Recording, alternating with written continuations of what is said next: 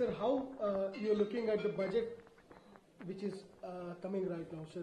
Let us see, because they will present on 23rd. Then we will know that what budget they are going to put, because many a times they promise one thing, but they don't do anything.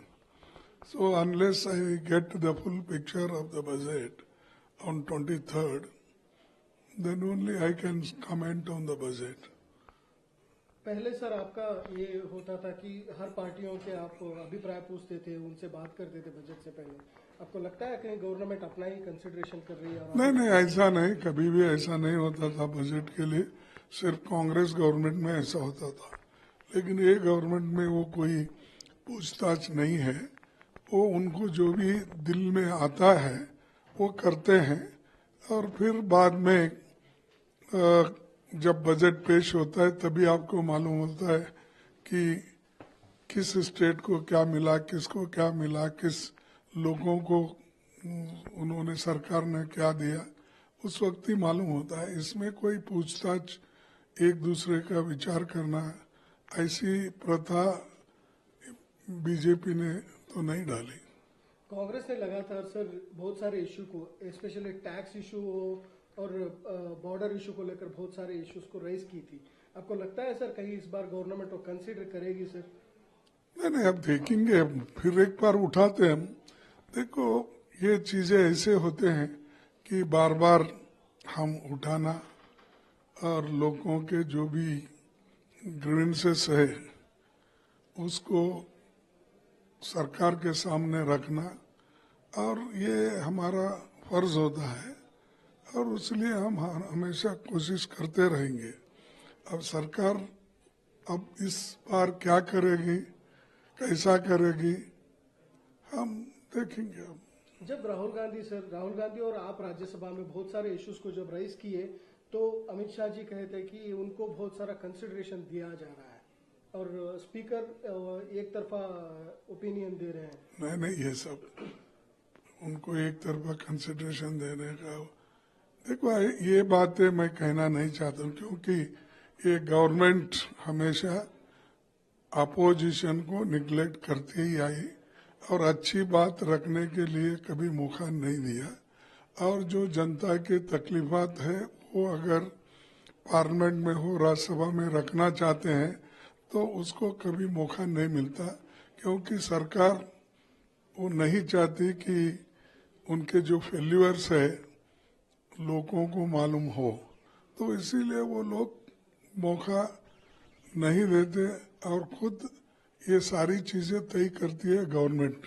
हम speaker को blame करना, chairman को blame करना, ये अच्छा नहीं है, क्योंकि वो जो एजेंडा रहता है उसके मुताबिक वो प्रेशर टैक्टिस करते हैं सरकार वाले, तब ये चीजें आते हैं कि हाउस अडजर्न करना या कट शॉर्ट करना डिबेट, ये सारी चीजें सरकार करती है।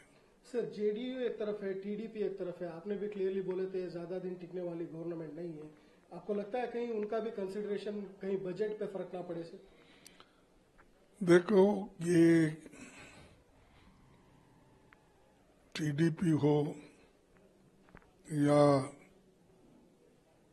हमारे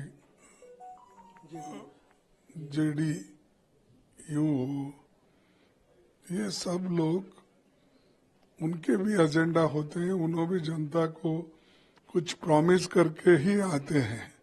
अगर वो फुलफिल नहीं हुआ तो डेफिनेटली वो क्या करते हैं, तो प्रेशर टैक्टिक्स करके अपना काम मनवाने का करते हैं। लेकिन ये हमेशा ये हुआ है कि जब कभी भी मोदी जी अपना जो एजेंडा है उसको फॉरवर्ड करने के लिए और उस एजेंडे को चलाने के लिए उन्होंने भी प्रेशर टैक्टिक्स वो अपोजिशन पे डालते हैं, खासकर अब जो उनके दोस्त हैं उनको ही खत्म करते हैं बहुत दफा। और ये देखा गया, महाराष्ट्र में देखा गया, दूसरे जगह भी देखा गया। तो ये सरकार का एक टैक्टिस है कि उनको जब मेजॉरिटी नहीं है, वो मेजॉरिटी को सपोर्ट लेने के लिए वो हमेशा ये दबाव डालते रहेंगे। 100% उनके पास क्लियर नंबर नहीं है सर इस बार। जो पिछले बार आपने भी बोले थे कि आपके नंबर के साथ आप कुछ भी खेल सकते हैं, लेकिन इस बार उतने नंबर नहीं है, तो आपको कहीं लगता है कि इस बार आप उनको दबाव में रख सकते हैं सर सरकार को? देखो, यहाँ दबाव का क्वेश्चन नहीं है, ये जनता के समस्याओं को सुलझाने का, और जनता के समस्याओं को सुलझाने के लिए हम लोग हमेशा दबाव बनाते रहते हैं और लोगों के बात को मनवाने के लिए हम पूरी कोशिश करते हैं। इसके बावजूद भी वो अगर सुनते नहीं तो अब जनता है, जनता देखेगी। उनको तो इस इलेक्शन में तो सबक सिखाया है लोगों ने, और आगे भी अगर ऐसा ही चला तो लोग चुप तो नहीं बैठेंगे। अपनी जो लोकतंत्र के हथियार है, उस लोकतंत्र के हथियार को उठाएगी और उनको सबक सिखाएगी। आप रेलवे मिनिस्टर थे सर, बहुत सालों तक रेलवे मिनिस्ट्री को देखे हैं।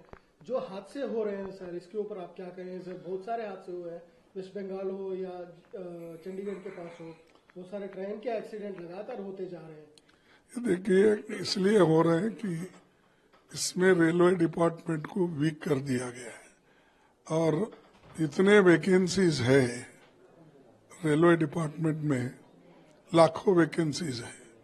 अगर आप लाखों वैकेंसी को भरते नहीं, और चाहे सिग्नल का आदमी हो, चाहे बहुत से इम्पोर्टेंट टेक्निकल हुद्दों पे अगर आप भर्ती नहीं करते, और खासकर ड्राइवर्स को, अटेंडर्स को, ये सभी भर्ती नहीं करते, तो नेचुरली ये वीक होते जाता रेलवे डिपार्टमेंट।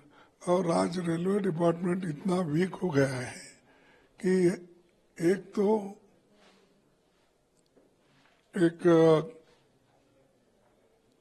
हादसे पे हादसे हो रहे हैं, एक तो उनके तरफ ध्यान नहीं दिया जा रहा है, और वक्त पे पैसा रेलवे डिपार्टमेंट को नहीं मिलता।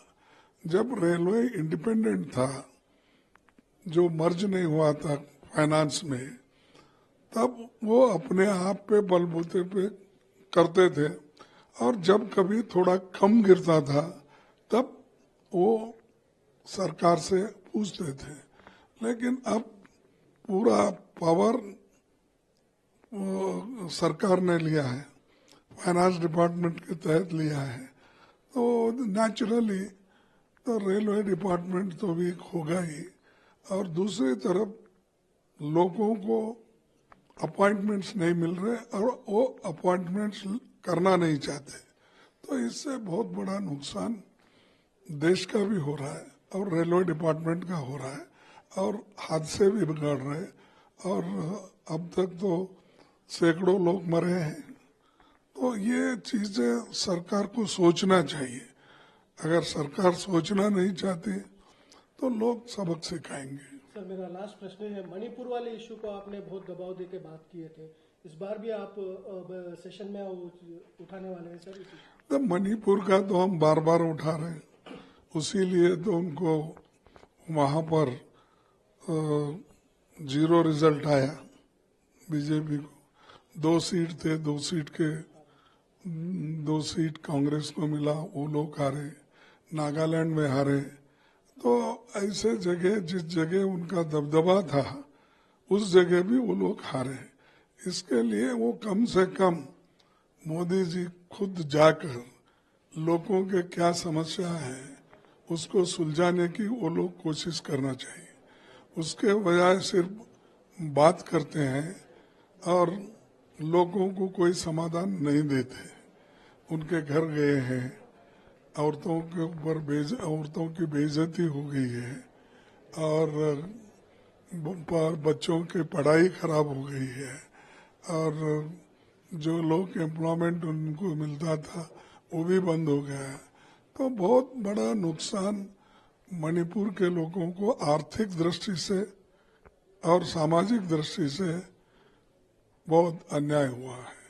अगर ये ऐसा ही चलते रहा तो हम उस स्टेट को वहां पर इंस्टिगेट हम खुद ही कर रहे हैं कि तुम हमारे सरकार के खिलाफ लड़ो, तो ये जरा अच्छा नहीं, वो खुद जाके सुलझाना चाहिए।